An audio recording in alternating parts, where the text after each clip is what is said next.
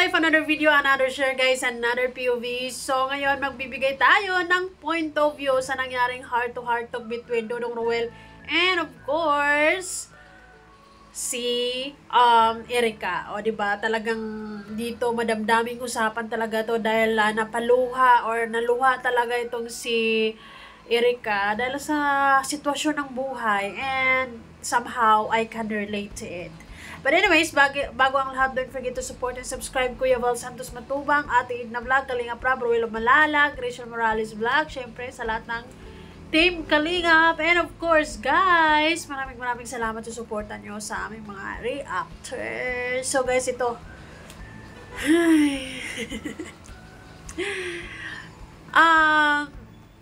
Sa sitwasyon ni Erica, siguro sa ngayon, talagang tsaka lang niya ma-appreciate lalo yung sitwasyon niya ngayon kapag lumalaki na sila, no? Kasi sa ngayon naramdam lang niya yung yung nahihirapan siya para sa mga kapatid niya, or mahirap yung sitwasyon niya dahil sa kalagayan nilang pamilya, di ba? And meron na namang bagong kapatid sila. So mga anak ang nanay niya this coming May, and then bali pang-anim na yun na anak, or pang-anim na kapatid ni Erica yun, or yes, anim na sila actually. So naging madamdamin ang naging usapan because ito na nga, hindi inasahan nating lahat na yon buntis si nanay, pero para sa akin si nanay dapat hindi na niya intindihin yung mga kung ano mang comments sa SUTMED, hindi na niya alalahanin yon kasi andyan na yan eh. Tanggapin niya ng buong buo yan kasi mahirap din na ma-stress siya or mag-isip siya ng kung ano-ano pa man na dahil lang sa mga sinasabi ng ibang tao, bawal sa kanyang ma-stress, bawal sa kanyang malungkot, bawal sa kanyang maraming iniisip. Ang mahalaga naman para sa akin na sinabi ni nanay, mahirap man pero sa tingin naman niya ay kakayanin niya at hindi naman niya iniiwan yung mga anak niya, di ba? Sa abot ng makakaya niya ay talaga namang ginagawa niya yung best niya bilang nanay. Kaya sige nanay. Last mo na yan. Sige guys, pag-usapan natin si Erica.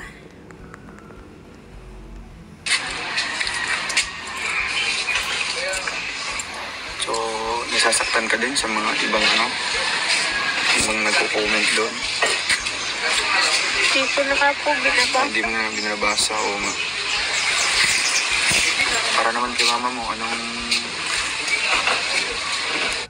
Actually, feeling ko, more on halo-halo yung feelings ni Erica. Doon yung naawa siya, or nasasaktan siya sa mga nababasa niyang medyo mga masasakit na sinasabi ng ibang tao. And more on, naawa din siya sa sitwasyon niya, sa sitwasyon nila bilang isang pamilya, di ba? Kasi talagang mahirap.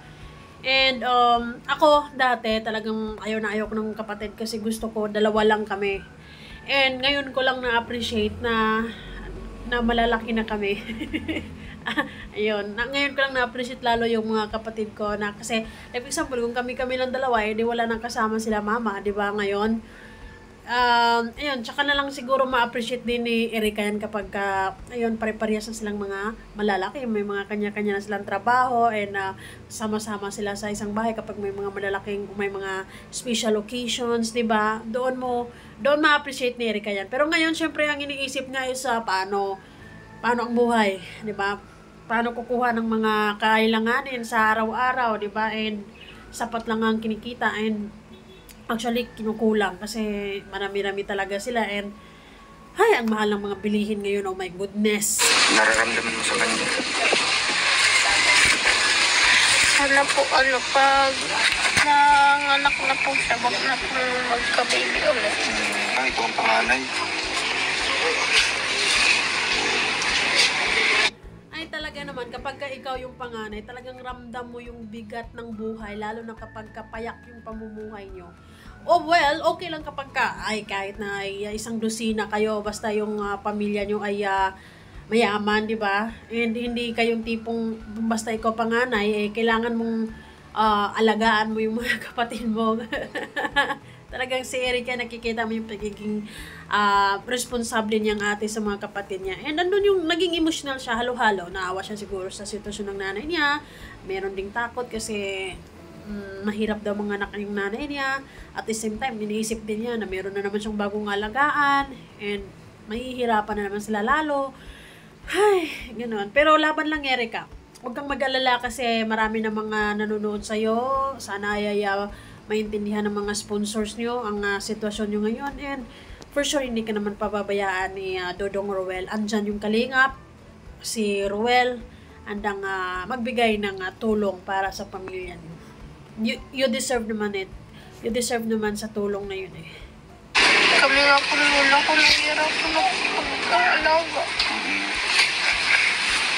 Kasi po ayaw po ni lola magbabantay sa ospital.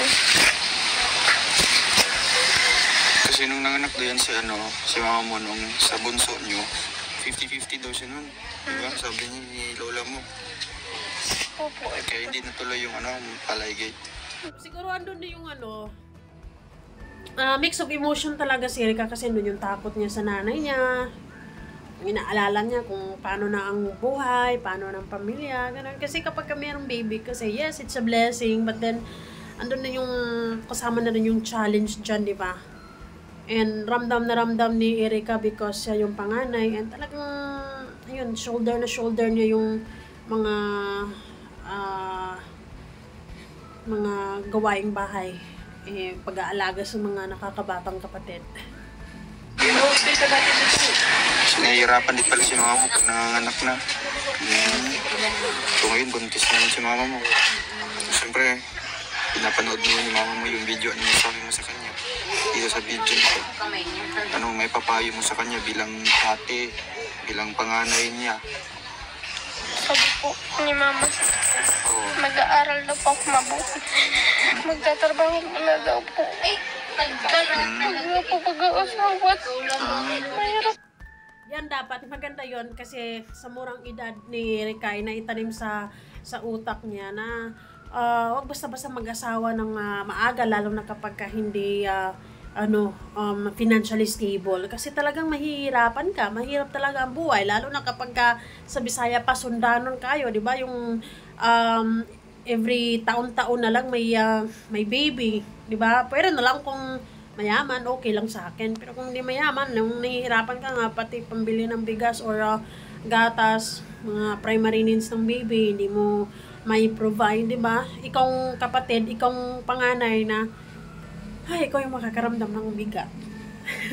Later on, kapag nasa 20s ka na, Erica, or mga 30s, at your 30s, may appreciate mo yung mga kapatid mo. Kasi, doon mo na mararamdaman siguro na kahit pa paano yung naka-LL, nakaluwag-luwag, di ba? Basta, yes, maganda yung nasa puso't isipan mo yung mag-aral ka ng mabuti, and, yun, kailangan talaga, di ba? Para makabawi, and, ayun, para sa kanyang future. Sobra, mahirap ang buhay na. So ngayon pa lang, naranasan mo na, di ba? Kung gano'ng kahirap ang buhay na walang maayos na trabaho, walang maayos na tirahan, no?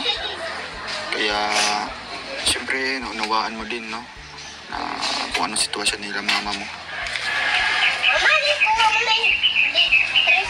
Kaya, pero believe din ako sa nanay ni Erica at somehow, at some point kasi kahit na mahirap yung sitwasyon, ay yung iba, di ba, they tend to, alisan or yung hayaan nila yung pamilya nila or yung mga anak ng iwan. Pero yung nanay ni Erica talagang nag-stick, na natiling mapagmahal at nandyan mag-alaga sa kanila sa abot ng magkakaya niya, di ba? Pero sana wag naman more babies kasi ang sakit sa heart. Masakit sa puso yon. Talaga naman para sa panganay na nasa kanya lahat ng pagiging, yung being responsable, mga buti kung, di ba, maluwag ang buhay. Pero swerte na rin. It's a blessing talaga na si Ruel ay nakilala nila sa stage ng buhay nila na ito. Kasi for sure, hindi naman sila papabayaan hanggang sa, di ba, kahit paano makakaamon sila, mabigyan ng bagong pag-asa, di ba, gabayan ni Ruel yan, for sure. Iyan mo yung pag-aaral mo, Erica. Ha? Ikaw lang yung pag-asa nila, mama mo. Mga kapatid mo, ikaw lang. Ano bang pangarap mo sa mga kapatid mo, Erika? Pagbutihin lang po nila yung pag-aaral. Para kayo yung kakataguyod sa pamilya nyo, di ba? Opo. Ang mahalaga para sa akin ngayon is yung si Erika na mismo ang talagang mararamdaman mo sa kanya yung pagpapahalaga ng pag-aaral at lalo na rin ay nagawa na niya itong issue din sa mga kapatid niya na pangalagaan or mag-aral ng mabuti.